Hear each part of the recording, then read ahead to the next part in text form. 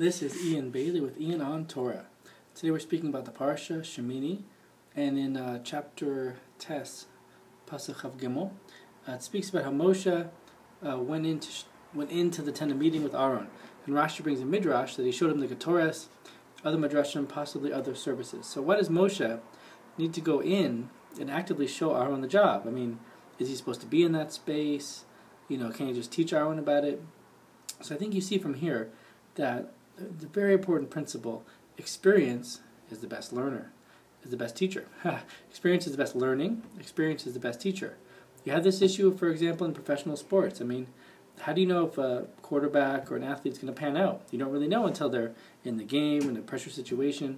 You have this in the business world. How do you know if someone's going to perform under pressure?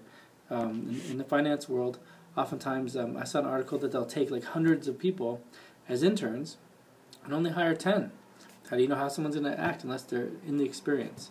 Also, experiential learning. Sitting and listening to a lecture, your brain is less active than when you're sleeping. It's unbelievable, unless you're really into it.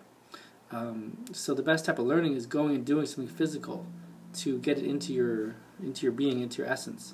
And as a counselor, I do the same thing. I could tell people in counseling to do something, but if I show them instead of telling them, it's much more real to them. It's part of their learning experience. Having people in the middle of conflict. John Gottman talked about how having people in the middle of conflict, couples fighting, and in the disagreement, they learn how to change their behaviors. That is the most powerful learning.